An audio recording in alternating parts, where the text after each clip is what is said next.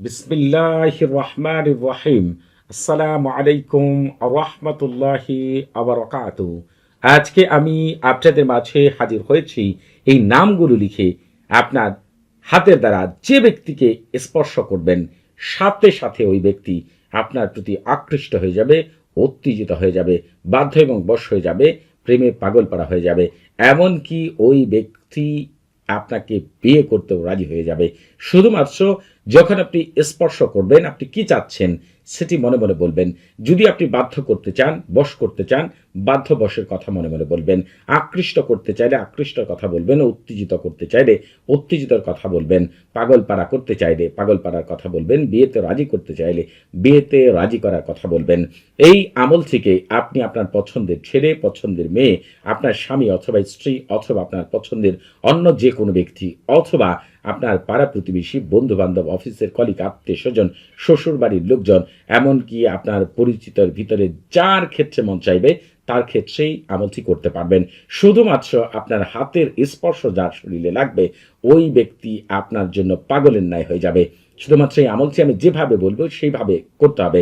যখনই আপনি তাকে স্পর্শ করবেন তার মস্তিষ্ক, তার কল্প, তার শরীরের প্রতিটি অঙ্গ প্রত্যঙ্গের মধ্যে আপনার প্রেমের আগুন এমনভাবে জ্বলে উঠবে, সারাক্ষণ তার আপনার কথা মনে হতে থাকবে। স্বপ্নের মধ্যেও সে আপনাকে স্বপ্নে দেখতে থাকবে।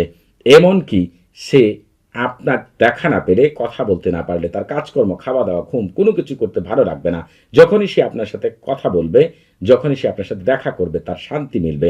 আর যখনই সে দূরে থাকবে আপনার কাছ থেকে তার অশান্তি ভরপুর থাকবে। কারো সাথে তার কথা বলতে ভালো লাগবে না। আপনি ছাড়া আর কারো কথাই কল্পনা করতে পারবে না। শুধুমাত্র এই আমলটিকে আমি যেভাবে বলবো সেইভাবে আপনাকে করতে হবে। যদি করতে পারেন তার সকল কিছুর মালিক হয়ে যাবেন আপনি। শুধু দেহ থাকবে তার, কিন্তু তাকে আপনি আপনার হাতের ইশারায় চালাতে পারবেন। তবে যে সকল ভাই বোনেরা এখনও আমাদের চ্যানেলটি সাবস্ক্রাইব করেননি তারা এখনই আমাদের চ্যানেলটি সাবস্ক্রাইব করবেন এবং এখনই আমাদের পাশে থাকার বেল বাটনটি অন করে দেবেন। এই আমলটি করার জন্য আপনি পাক পবিত্র হয়ে অজু করে জায়নামাজে বসে কেবলামুখী হয়ে মুখে মিষ্টি জাতীয় জিনিস নিয়ে যার জন্য আমল করবেন তার কথা মনে মনে চিন্তা করে তারপরে হচ্ছে আমলটি করবেন। তবে যদি আপনি মনে করেন যে কোনো নির্দিষ্ট ব্যক্তির জন্য না, আপনি অনেকের জন্য আমলটি করতে চান, তাহলে কারো কথা মনে মনে চিন্তা করার দরকার নেই। আল্লাহ তাআলার উপর পূর্ণ ভরসা করে এই আমলটি আমি যেভাবে বলবো সেইভাবে করবেন।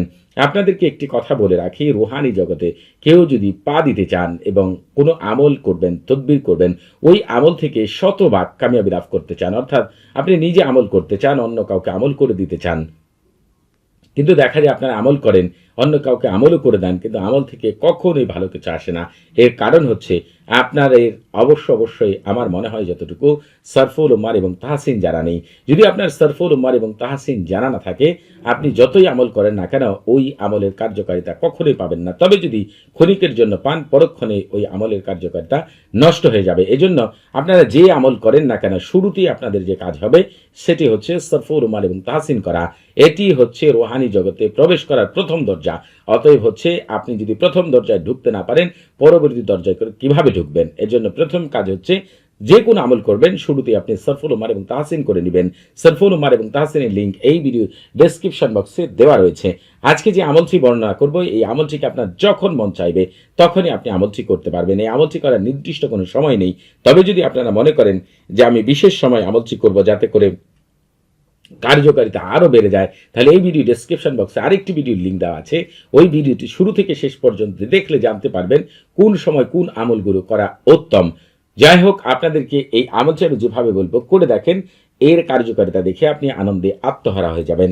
এই আমলটি করার জন্য আপনি যে কাজটি করবেন, এই যে দেখেন এই নামটি দুইবার লিখবেন। এর জন্য দুই দ্বারা আমি বুঝিয়েছি যে দুইবার লিখতে হবে। এই নামটিকে দুইবার লিখবেন, এই নামটিকে দুইবার লিখবেন। তবে আপনি আপনার বাম হাত দ্বারা ডান হাতের তালুতে যে কোনো কলম দিয়ে আপনি লিখতে পারেন। এই নামগুলো লিখার পরে যা লিখতে বলছি এর বাইরে কিছুই লিখতে পারবেন না। এই নামগুলো দুইবার করে লিখার পরে আপনাকে লিখতে হবে, যদি বাংলা লিখে নিয়ে এসো তাড়াতাড়ি তাড়াতাড়ি, জলদি জলদি, এক্ষুনি এক্ষুনি। আপনি হচ্ছে এই কথাগুলোকেও ছোট ছোট করে আপনার ডান হাতের তালুতে লিখতে হবে। তবে যদি এই কথাগুলো আরবিতে লিখতে চান তাহলে লিখবেন ইজিলিব আলুহা আজালু আসাতু। এই কথাগুলোকে আরবি যারা বোঝেন আমি কি বলেছি আপনারা বুঝতে পেরেছেন। এই প্রতিটি নাম দুইবার করে লিখার পর নিজ দিয়ে বাংলাতে লিখেন আর আরবিতে লিখেন। একটু আগে যে কথাগুলো বললাম, যারা বাংলা লিখবেন তাদের আরবি লেখার দরকার নেই, আর যারা আরবি লিখবেন তাদের বাংলা লেখার দরকার নেই।